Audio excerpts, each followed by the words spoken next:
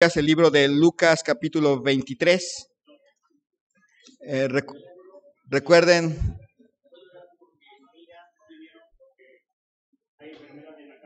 ok. Recuerden, hermanos de la iglesia, sus celulares, ponerlos en que vibre o ponerlos en que no suene. Si necesitan, si están esperando una llamada urgente, saben que va a llegar en cualquier momento, les invitamos a pasar hacia la parte de atrás y estar ahí al pendiente porque si está hacia adelante, pues todos nos distrae. Y les recordamos eso, bueno, a mí no me gusta, nunca voy a regañarle a alguien si suena ahorita, ¿no? A media predicación. Pero bueno, es mejor avisarles con tiempo, que lo hagan por atención a los demás. Lucas capítulo 23, versículo 50, he titulado esta predicación un maravilloso acto providencial de Dios. Dice: había un varón llamado José de Arimatea, ciudad de Judea, el cual era miembro del concilio, varón bueno y justo. Que también esperaba el reino de Dios y no había consentido en el acuerdo ni en los hechos de ellos, fue a Pilato y pidió el cuerpo de Jesús. Y quitándolo, lo envolvió en una sábana y lo puso en un sepulcro abierto en una peña, en la cual aún no se había puesto a nadie. Era día de la preparación y estaba para comenzar el día de reposo. Y las mujeres que habían venido con él desde Galilea siguieron también y vieron el sepulcro y cómo fue puesto su cuerpo. Y vueltas prepararon especies aromáticas y ungüentos y descansaron el día de reposo conforme al mandamiento. Oremos. Señor y Dios, te doy gracias en esta mañana por la vida que nos concedes y te pido que tú hables a nuestros corazones. Que tú, Señor, toques cada corazón aquí presente. Exhortes a quien necesita ser exhortado. Que seas tú el que consueles al que necesita hoy consuelo. Y que también alientes a quien lo necesita hoy. Te ruego, Señor, que tú bendigas a cada hermano, cada hermana aquí presente. También si hay alguien aquí que no ha conocido a Cristo como su Salvador personal, que pueda entender y que pueda saber que necesita tomar esa decisión. Te rogamos por quienes no están el día de hoy por enfermedad, especialmente por la familia Morales Flores, que tú, Señor, sanes, que tú, Señor, alivies sus malestares y puedan estar pronto con nosotros. Que tú, Señor, les recuerdes que tú estás presente con ellos hoy, que tú, Señor, obres en sus vidas. Si hay alguien más aquí que no está presente por enfermedad, Señor, que tú estés con él, con ella, y podamos, Señor, verles de nuevo. Bendice, Señor, a cada uno de nosotros. Gracias, Señor, te damos por tu bondad. Te ruego esto en el nombre de Cristo Jesús. Amén. La semana pasada veíamos la impresionante obra de Cristo en la cruz. Y hoy veremos el casi olvidado, pero no menos divinamente forjado funeral y entierro de nuestro Salvador. Siempre miramos la cruz y luego nos saltamos a la resurrección, pero dejamos ese lapso en medio del sepulcro. En el sepulcro, en el camino de la cruz hasta la tumba, vamos a poder ver la soberanía de Dios en acción. Vamos a poder ver cómo Dios en su soberanía actuó para que se quedara ratificado que su palabra es auténtica, que Cristo decía la verdad. Es un paso especial entre la cruz y la tumba. Dios actúa de diferentes formas. La mayoría de nosotros lo hemos visto a lo largo de la vida. Dios actúa a través de milagros. Son raros, no son muy continuos. Algunas cosas que nosotros decimos que son milagros, en realidad son otra cosa, pero también es especial. Dios actúa a través de milagros. Los milagros son acontecimientos relativamente raros en los cuales Dios interrumpe o suspende las leyes y procesos naturales. De repente hay algo que normalmente debe ocurrir y Dios interrumpe de una manera especial ese curso natural. En la Biblia hay varios milagros. Por ejemplo, la partida de Enoc es un milagro. Todos mueren, pero Enoc no, y él es llevado al cielo sin morir. El diluvio es un milagro. No había llovido jamás en la historia de la humanidad y de repente cae agua del cielo, se abren las fuentes del abismo y se rompe la naturaleza como la conocemos. La confusión de lenguas es otro milagro. No había otros idiomas y de repente aparecen ahí todas las familias lingüísticas, las familias, no los idiomas, pero aparecen las familias lingüísticas. Una zarza que arde pero no se consume es un milagro. Las plagas son un milagro. No llegaron las langostas nada más porque sí. Dios las trajo y deja claro que las langostas, los piojos, las ranas, la sangre, todo eso fue algo que no era natural.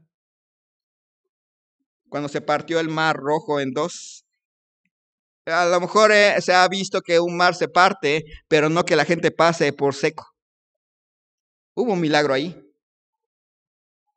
En el Nuevo Testamento está la resurrección de Lázaro, después de 3 días de muerto. La multiplicación de los alimentos, de la nada empezaron a aparecer alimentos. La sanidad de ciegos. Ya en la época de la iglesia, la resurrección de Dorcas, la curación del cojo que estaba en el pórtico, la liberación de Pedro, son milagros. Dios obra a través de milagros. Cuando Dios interrumpe el curso natural por algo nuevo, diferente, que no hubiera pasado sin la intervención divina. Por eso digo que son cosas raras. No siempre suceden. Pero hay otra forma de actuar de Dios que es muy común y que a veces ni siquiera la sentimos, la percibimos y está allí, y es la providencia de Dios. Es cuando Dios interviene en favor de sus propósitos sin interrumpir la naturaleza. No hay una interrupción en la naturaleza, no hay nada diferente, simplemente interviene a través de las decisiones y las acciones de seres libres. Gente que toma decisiones, gente que hace cosas, y Dios usa esas cosas, esas decisiones que la gente toma para que se cumplan sus propósitos, para la gloria suya, para el bien de nosotros y para la extensión del evangelio. Esas son acciones de Dios, son muy comunes, porque están pasando constantemente todo el tiempo. Hay cosas que suceden que no son un milagro, sino son la providencia de Dios. Y Dios coloca las situaciones de tal manera que podemos ver la bendición de Dios o la intervención de Dios sin tener que romper la naturaleza. La mayoría de nosotros experimentamos esas situaciones muy constantemente, pero no le damos gloria a Dios porque pensamos que es normal. Como los hermanos de José tomaron decisiones, terminaron vendiendo a José, y las decisiones que tomaron sus hermanos, Dios las usó para rescatar a toda la familia años después. Eso es un acto providencial de Dios. Que se levantara un faraón que no conociera a José, Dios usó que se levantara ese faraón, que ese faraón tomara decisiones para prepararse para la liberación del pueblo de Israel. Que llegaran los filisteos estaban en otro lado, y que tomaran decisiones que terminaron llevándolos hasta Palestina, es un acto providencial de Dios. Que Absalón no le hiciera caso al consejo de Aitofel, es un acto providencial de Dios. Que Jeroboam dividiera el reino es un acto providencial de Dios. Los asirios llegando a Israel es un acto providencial de Dios. Nabucodonosor es un acto providencial de Dios. Ciro el rey también es un acto providencial de Dios. No rompió la naturaleza, pero usó las decisiones de estas personas con propósitos específicos para gloria de Dios, para el bien de su pueblo y para la salvación de los perdidos. Ya en el Nuevo Testamento, Augusto César, decretando un censo para que todos fueran a a cada quien a nacer, a cada quien a censarse en el lugar donde habían nacido o donde eran, y va la familia a Belén. No fue un acto milagroso, fue un acto providencial. No interrumpió Dios la naturaleza, pero usó la decisión de un emperador para esto. El encarcelamiento de Pablo en Filipos fue un acto providencial de Dios. Tenemos un Dios que hace milagros, ¿verdad? Un Dios que interrumpe la naturaleza para hacer algo que no podemos explicar de otra forma más que Dios interviniendo. Dios hace eso y a veces no es muy común, pero lo hace. Pero definitivamente Dios ha hecho muchas cosas providencialmente en nuestras vidas y no nos habíamos dado cuenta que era Dios interviniendo en la vida de nosotros para su gloria, en favor de nosotros y para la expansión de su evangelio. La providencia de Dios. En este pasaje vamos a ver la providencia de Dios.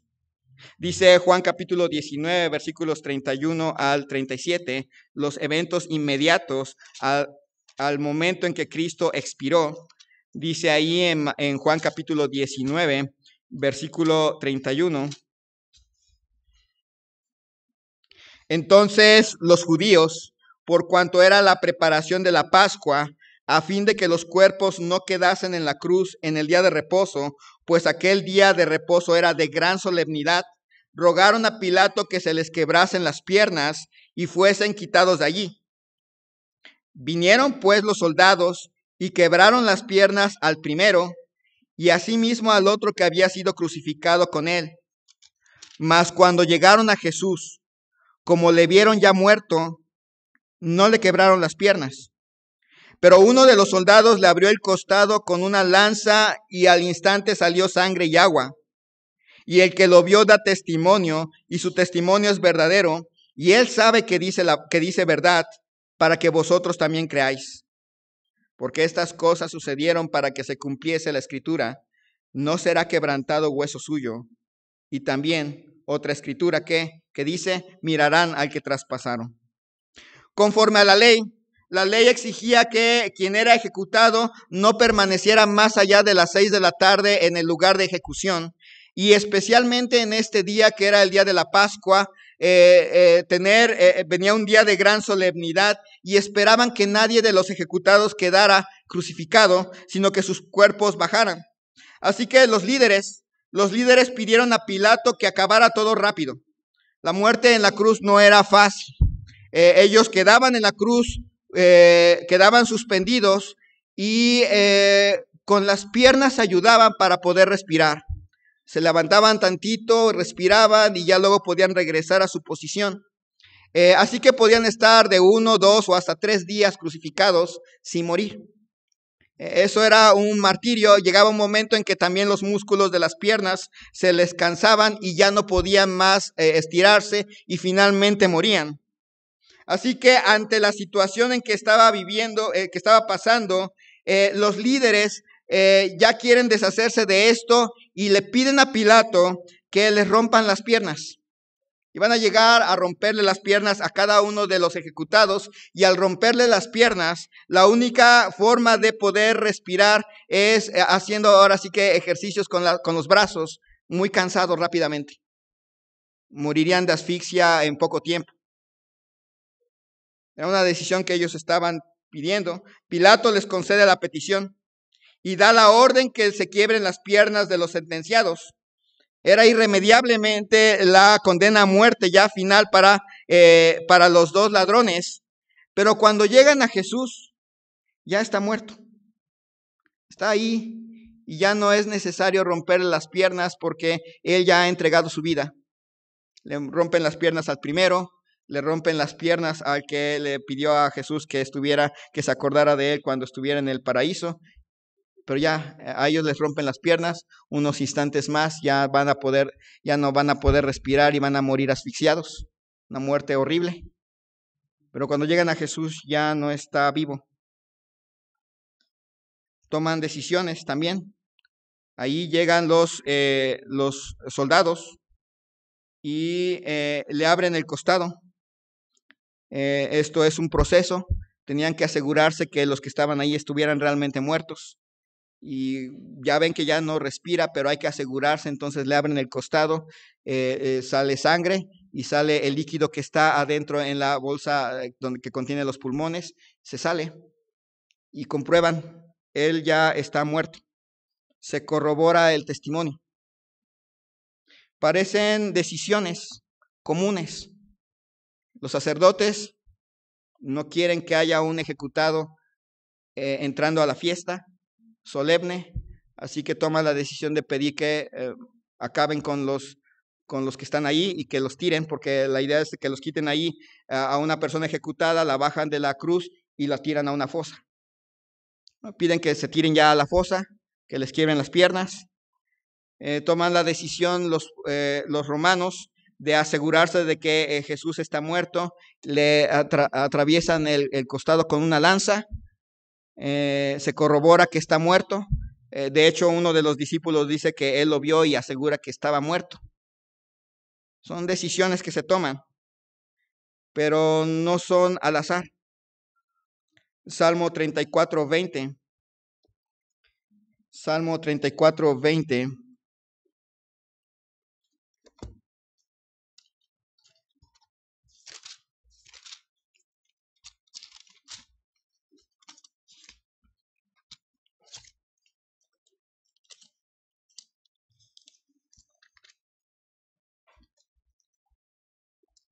Dice desde el 19, muchas son las aflicciones del justo, pero de todas ellas le librará Jehová. Él guarda todos sus huesos, ni uno de ellos será quebrantado. En este salmo mesiánico se estaba anunciando que el justo, que es el Mesías, iba a ser, su cuerpo iba a ser guardado. No iban a romper ninguno de sus huesos. Eso estaba anunciado para el Mesías y se tenía que cumplir. Se tenía que cumplir que no fuera quebrado ninguno de los huesos del Mesías, para dejar claro, él es el Mesías. Y los soldados romanos pudieron asegurarse de que el que estaba allí estaba muerto, rompiéndole los huesos. Pero no. Llegaron ante Jesús, vieron que estaba muerto, y en lugar de asegurarse con un mazo, como lo habían hecho con los otros, rompiéndole los huesos para que si por alguna razón todavía está vivo, ya no lo esté. No, simplemente llegan y lo traspasan. Tomaron una decisión y Dios usó esta decisión de estos hombres para cumplir un versículo más de la Biblia, para cumplir una profecía más acerca del Mesías. Providencia de Dios. Éxodo capítulo 12, versículo 46.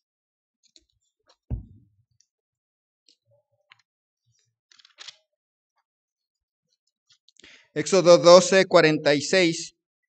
Hablando del Cordero de la Pascua, dice desde el 43, y Jehová dijo a Moisés y a Aarón, esta es la ordenanza de la Pascua, ningún extraño comerá de ello, mas todo siervo humano comprado por dinero comerá de ella después que lo hubiere circuncidado.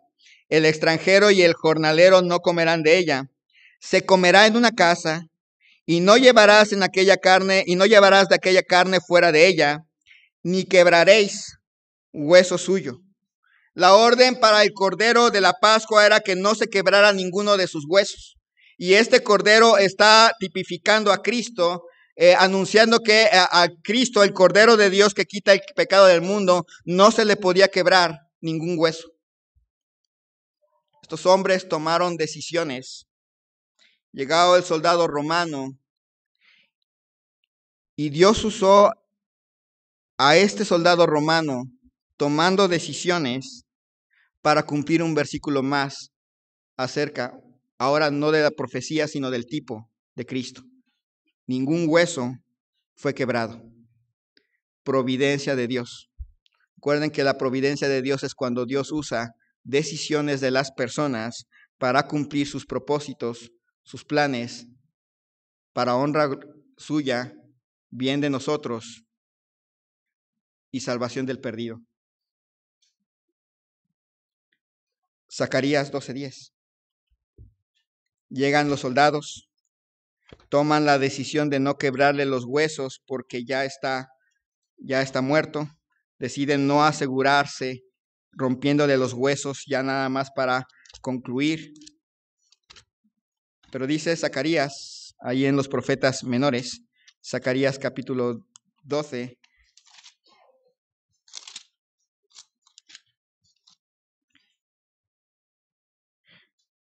versículo 10.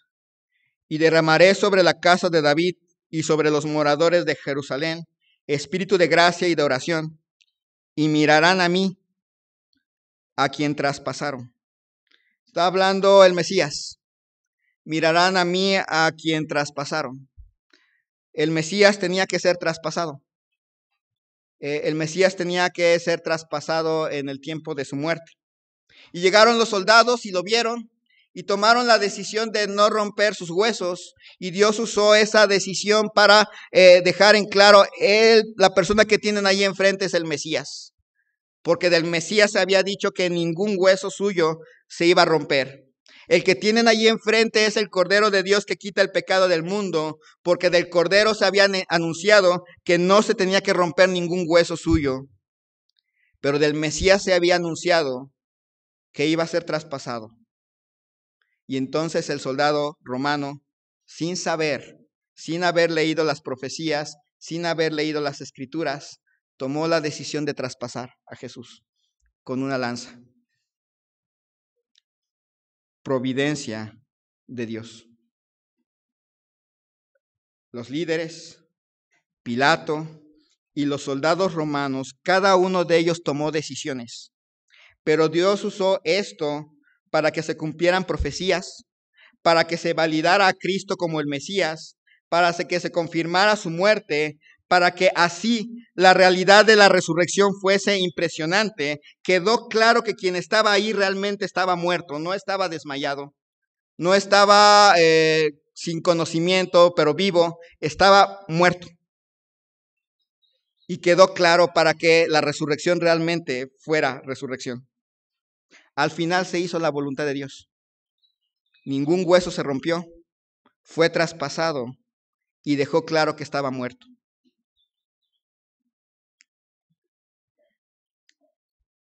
Dios ha hecho milagros entre nosotros. Seguramente alguna vez ha roto Dios el curso natural de las cosas por el bien de nosotros, para gloria de Dios. Pero ¿alguna vez se ha sentado a pensar que Dios ha estado obrando alrededor de usted y a través de usted mismo para llevar a cabo su plan?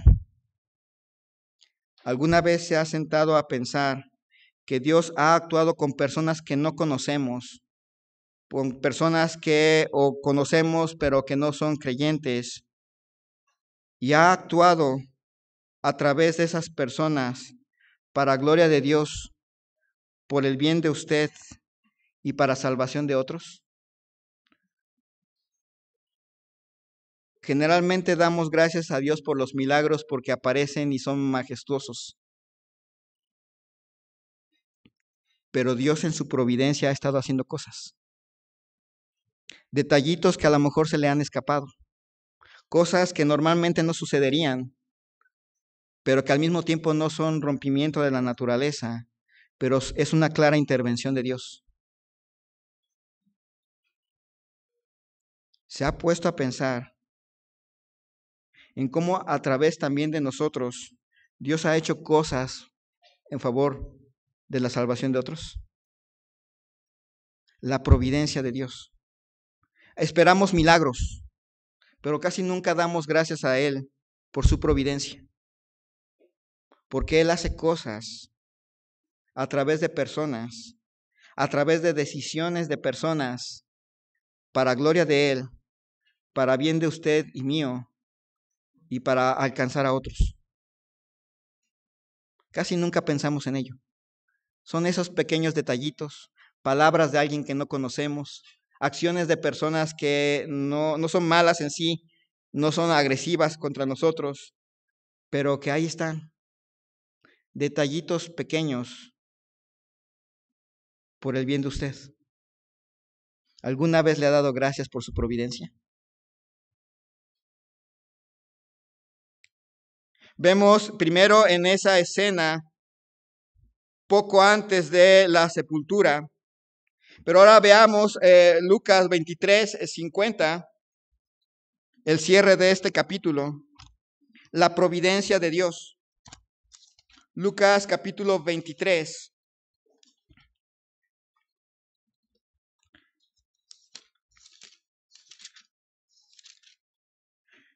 Versículo 50. Había un varón llamado José de Arimatea, ciudad de Judea, el cual era miembro del concilio, varón bueno y justo, que también esperaba el reino de Dios y no había consentido en el acuerdo ni en los hechos de ellos. Fue a Pilato y pidió el cuerpo de Jesús. Y quitándolo, lo envolvió en una sábana y lo puso en un sepulcro abierto en una peña, en el cual aún no se había puesto a nadie. Era día de la preparación y estaba para comenzar el día de reposo. Aquí entra en escena un personaje que va a aparecer solamente en este evento. Está allí, no aparece en otros eventos de la vida de Jesús, ni en la resurrección posterior, ni en otro evento antes del ministerio. Ha estado allí durante bastante tiempo y es tan importante que los 4 evangelios hablan de él. José de Arimatea. Él era de una aldea llamada Arimatea, que hasta el momento nadie sabe realmente qué aldea es, pero era de Arimatea y era de la provincia de Judea. Y se arriesgó a hacer algo, se arriesgó al hacer lo que hizo. José de Arimatea era miembro del concilio, era miembro del Sanedrín. Estaba en mala compañía, ¿verdad? Pero ahí estaba. Era miembro del Sanedrín. Era varón bueno y justo. Era un hombre del consejo que venía de una ciudad desconocida, que de repente toma decisiones para dar un testimonio inesperado. Nadie se esperaba que de repente de la nada apareciera alguien. Se podría esperar que Pedro, que Juan, Jacobo, alguno de ellos llegara ante Pilato y queremos el cuerpo de nuestro Salvador. Pero no. De repente aparece alguien que había estado ahí, siguiendo, escuchando a Jesús, y de repente de una manera inesperada aparece. Y de una manera impactante. Nadie se querría identificar con un preso, con un ejecutado, pero él sí. Él se levanta y en medio de la terrible sociedad en la que él vive, él toma la decisión de ir y pedir el cuerpo. Dice que él era un varón bueno y justo. A diferencia, la palabra justo que aparece aquí es la misma palabra que el soldado romano dice acerca de Jesús. Este hombre era verdaderamente justo. Es la misma palabra. La diferencia es que Jesús es justo por naturaleza. Pero José de Arimatea era justo por gracia. 2 formas diferentes. Jesús, por ser Jesús, era el justo. José de Arimatea era justo por gracia. Era un discípulo secreto. Durante tiempo había estado ahí siguiendo a Jesús. Pero llegó el momento de decidir. Es tiempo. Y decide salir de ser secreto. Uno diría, qué mal momento, ¿verdad? Pudo haber escogido después en la resurrección o un poquito antes, mucho antes de la cruz, cuando estaba en su mejor momento Jesús. Pero decide dejar de ser un seguidor secreto en el peor momento. Pero fue una bendición enorme. Finalmente, él está listo para declarar su fe en público. Está allí Y Dios usa a este discípulo secreto que decidió dejar de ser discípulo secreto para evitar que el cuerpo de Jesús fuera echado en una fosa común. Todos los crucificados ni siquiera eran enterrados, eran echados en una fosa a que se pudrieran. Esa era la norma, pero eso no podía pasar con Jesús. Así que Dios usó a este discípulo que toma la decisión de salir de ser discípulo secreto a ser un discípulo valiente para evitar que el cuerpo de Jesús termine en una fosa. No apareció José de Arimatea por error. La providencia de Dios. Esta acción requirió valor. Ustedes se acuerdan que nuestro Señor Jesucristo expira e inmediatamente la gente se empieza a retirar y miembros del Sanedrín van hacia Pilato y le dicen a Pilato, rómpeles los huesos, ya quítalos de allí. Y Pilato les dice, adelante, pueden hacerlo. Se dan la vuelta e inmediatamente después entra José de Arimatea. Se debieron haber encontrado en sus salidas. En algún momento José de Arimatea se cruzó con los del Sanedrín. Imagínense a los de Sanedrín, ¿y tú qué quieres? Requirió gran valor. Requirió un valor tremendo pedirle a Pilato, no te deshagas del cuerpo de Jesús, dámelo a mí. Yo lo quiero enterrar. Dámelo.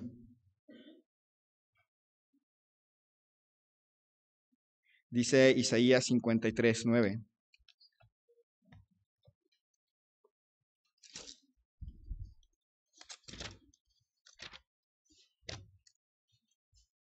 Isaías 53:9. Y se dispuso con los impíos su sepultura, mas con los ricos fue en su muerte, aunque nunca hizo maldad, ni hubo engaño en su boca. La norma era que Jesús hubiera tenido que ser tirado a la basura.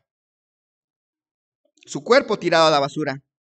Pero la profecía acerca del Mesías decía que tenía que ser enterrado entre ricos.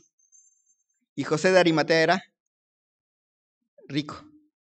Él era rico, miembro del Sanedrín, suficientemente rico como para comprar una tumba en donde no va a ser enterrado y una tumba nueva.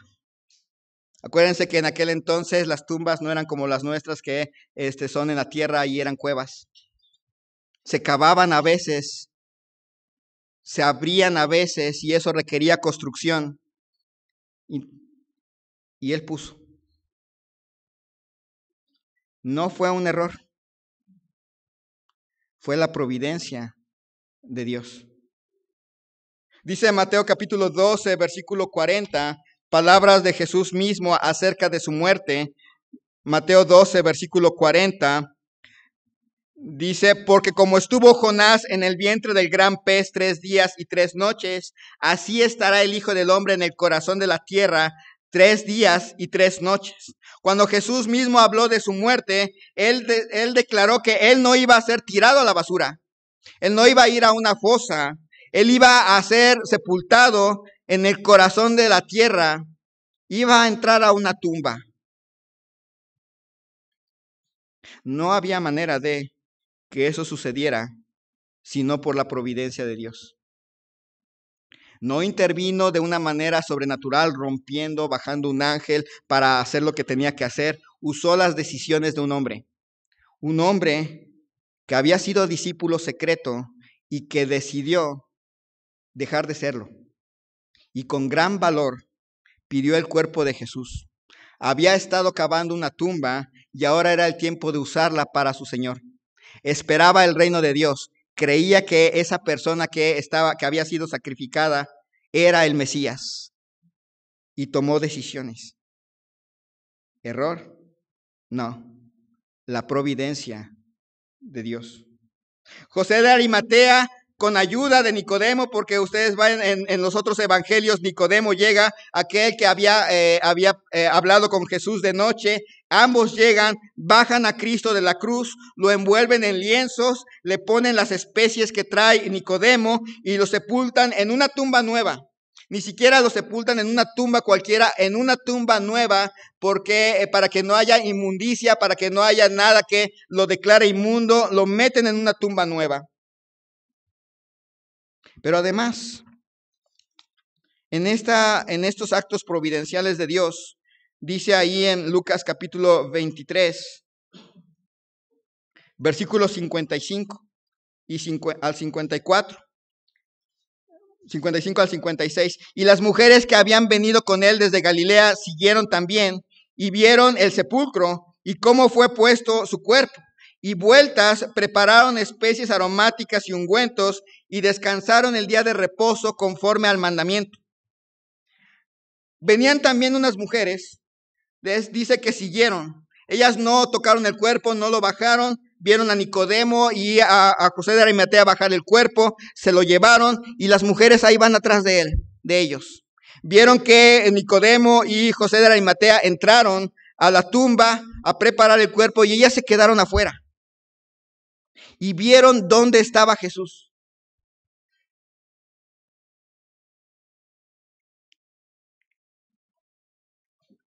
En su providencia, Dios llevó a mujeres que después van a ser las primeras en testificar que Jesús resucitó, para que vieran en qué tumba estaba, para que no hubiera una equivocación.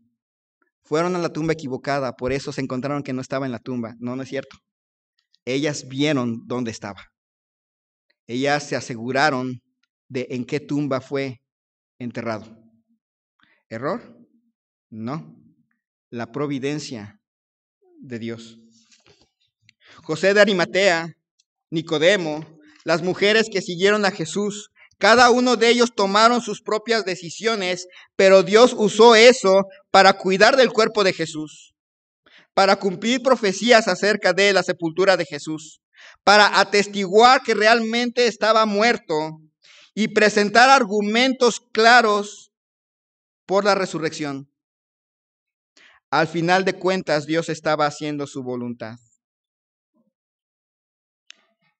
Dios ha hecho milagros entre nosotros y realmente le damos gracias. Pero ¿alguna vez se ha puesto a pensar que Dios lo puso en esta iglesia y lo ha puesto en contacto con hermanos, con hermanas, por su providencia? Que usted mismo ha sido colocado en esta iglesia para la gloria de Dios, el bien de otros hermanos y la salvación del perdido. Que no llegó aquí por error, que Dios usó sus decisiones providencialmente.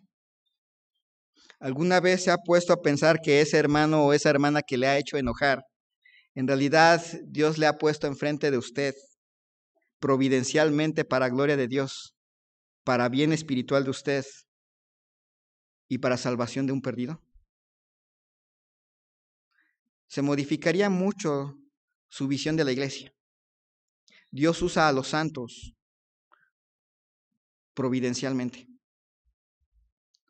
Actos que, es cierto, no son milagrosos en sí, porque no baja un ángel a decirnos, esta es la iglesia, aquí tiene que estar, no hace eso. Pero, ¿cuántas veces Dios ha usado a un hermano o a una hermana para su bien? ¿Cuántas veces ha usado Dios a un hermano o a una hermana para que usted crezca? ¿Cuántas veces Dios ha usado a un hermano o a una hermana para que usted madure en la fe? ¿Cuántas veces Dios le ha usado a usted para que otro madure? No son errores, es la providencia de Dios. ¿Le ha dado gracias por ello? Lo ve normal, tiene que suceder. Pues para eso están en la iglesia. Lo ve normal, pero ¿alguna vez le ha dado gracias a Dios por la providencia de Dios al usar hermanos y hermanas para consolarle, para exhortarle, para animarle? providencia de Dios. Dios usa a mucha gente alrededor de nosotros para su gloria, para el bien de nosotros y para salvación del perdido. Y a veces ni cuenta nos damos. Actos providenciales de Dios, muy presentes, pero olvidados. Solamente queremos darle gracias a Dios por milagros, pero nunca por su providencia. ¿Cuántas veces ha usado Dios a miembros de la iglesia para su bien, para su crecimiento, para exhortarle, para animarle, para consolarle? Pero lo vemos normal cuando en realidad son actos providenciales de Dios. Esperamos milagros, que alguien llegue y le imponga la mano y ore y de repente ya usted esté sano. Y a eso sí le daríamos gracias, pero ¿y la providencia? Actos pequeños, donde Dios usa decisiones de otros para su gloria, para nuestro bien y para salvar al perdido.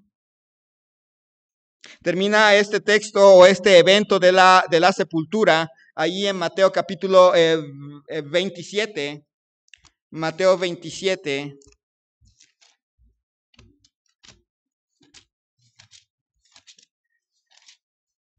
Versículo 62.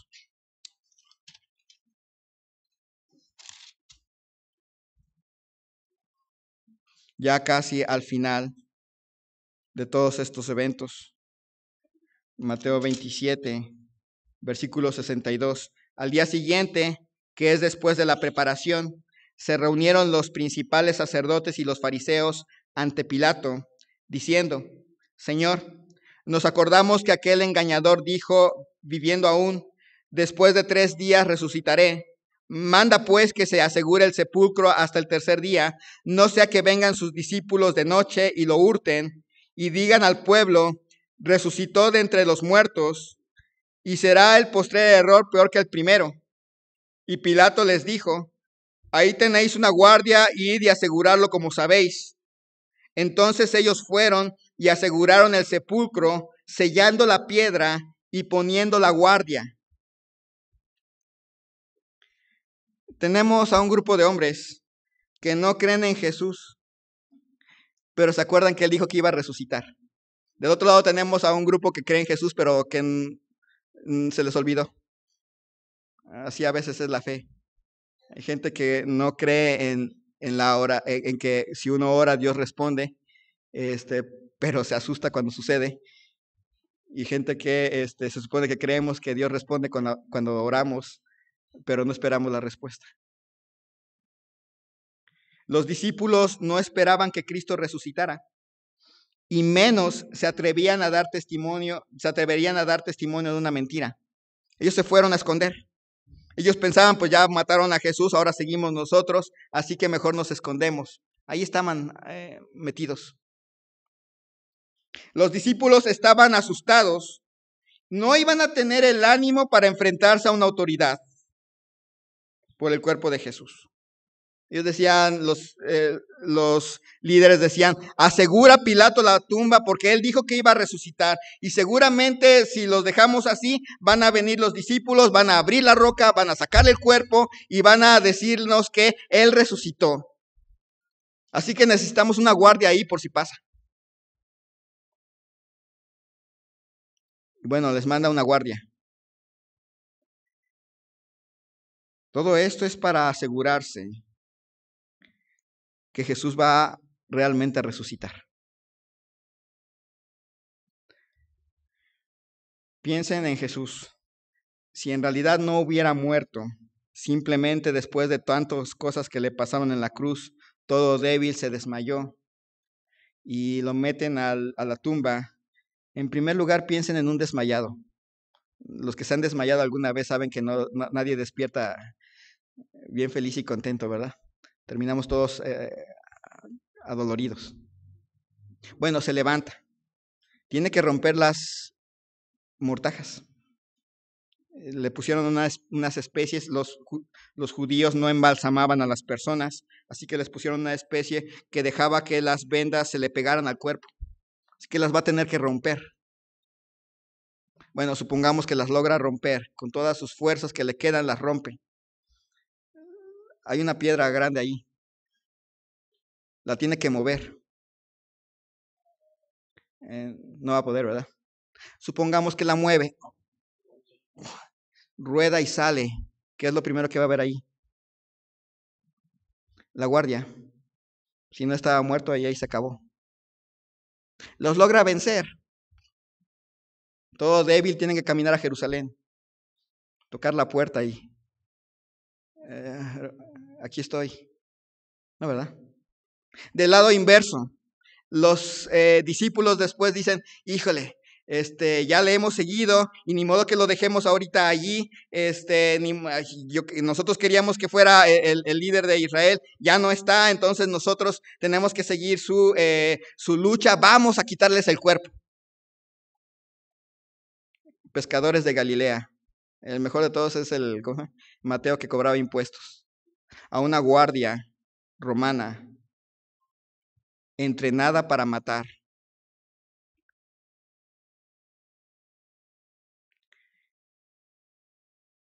Estos eventos, estos sacerdotes tomando decisiones para que haya una guardia afuera de la tumba, están diseñados por providencia de Dios para dejar en claro que el que estaba adentro va a resucitar, que nadie robó el cuerpo, que nadie se equivocó de tumba, que quien estaba allí resucitó. Su plan no funcionó. Al final de cuentas, nuestro Señor Jesucristo resucitó. Y cuando uno ve los demás eventos que vamos a ver más adelante, ellos nunca pudieron negar que la tumba estaba vacía. Ellos nunca dijeron, el cuerpo está acá, o nosotros tenemos el cuerpo, o nosotros vimos. No. Tuvieron que aceptar que la tumba estaba vacía, y lo único que hicieron fue tratar de dar explicaciones de por qué estaba vacía. Eso es todo lo que pudieron hacer. Los sacerdotes tomaron sus propias decisiones, pero Dios usó esto para poder ratificar que Cristo en verdad había resucitado. Dios, al final de cuentas, estaba haciendo su voluntad. Y en verdad, damos gracias a Dios por los milagros que ha hecho con nosotros. Pero ¿alguna vez se ha puesto a pensar que personas que le han hecho daño, que no aman al Señor, también han sido usadas providencialmente en favor de usted? No nada más usa gente buena que nos ayuda, no nada más usa hermanos de la iglesia, a veces ha usado gente que nos lastima, que nos hiere, que no ama al Señor, que no está interesado en seguir al Señor. Y no son errores, es la providencia de Dios. Dios actuando para su gloria, en favor de usted y para salvación de los perdidos. ¿Alguna vez se ha puesto a pensar y dado gracias Señor, por aquella persona que me estafó? Gracias, Señor, por aquella persona que hizo esto mal contra mí, porque yo sé que al fin tú vas a usar esto para mi bien. ¿Alguna vez ha doblado rodillas para dar gracias a Dios por ello? Damos gracias por la gente buena que nos ayuda, damos gracias por el hermano buena gente que nos ayuda, pero cuando se trata de dar gracias a Dios por nuestros enemigos y decir, Señor, gracias, porque providencialmente están ahí con propósito.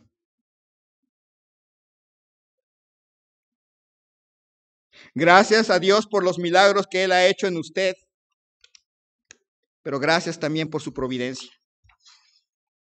Es la explicación por la que entendemos ese versículo que dice que sabemos que a los que aman a Dios, todo nos ayuda a bien. ¿Por qué? Por la providencia de Dios. Nos usa a gente alrededor de nosotros, a nuestros hermanos, a los enemigos, y todo para su gloria y para nuestro bien. Todo nos ayuda a bien, pero también nos usa para la salvación del perdido. Dios hace su voluntad, y su voluntad siempre es buena, agradable y perfecta. Gracias a Dios por su providencia. Puede pensar en detalles de su vida y va a encontrar siempre a la providencia de Dios en acción. Si se pone a meditar, va a ver personas que no conocía y que Dios les usó para bendición de usted. Va a encontrar gente de la iglesia que de una u otra manera Dios le usó para su crecimiento. Y va a encontrar a gente que le ha hecho daño, pero que al final de cuentas Dios le usó para gloria de Él, para bien de usted y para que se acercaran más personas a Cristo. La providencia de Dios. Vamos a orar. Señor y Dios, te damos gracias en esta tarde ya por tu providencia. Gracias, Señor, porque inclusive nosotros somos parte de ello. De una u otra forma también nos has usado para hacer de bendición a otros. Nos has usado para que otros conozcan a Cristo. Nos has usado para que otros crezcan. Perdónanos, Señor, porque a veces somos usados y somos los que lastiman a otros. Señor, que no sea así con nosotros. Pero gracias, Señor, por tu providencia. Gracias. Damos gracias porque has hecho milagros, seguramente has hecho milagros en nuestra vida, pero definitivamente muy pocas veces te damos gracias por esos pequeños detalles, esas pequeñas decisiones que otros toman, esas pequeñas acciones que nosotros mismos tomamos y que al final de cuentas son parte de tu plan, son usadas para hacer tu voluntad. Gracias. Y así en actitud de oración. El altar está abierto, hermanos. El altar queda abierto para dar gracias a Dios por su providencia. Pequeños detalles, pequeñas acciones, pequeñas palabras, aún actos que nos han lastimado, pero todo para nuestro bien. El altar queda abierto, hermano, hermana. Agradecer a Dios por su providencia, por esos pequeños detalles. Mientras nuestra hermana toca el piano, el altar queda abierto.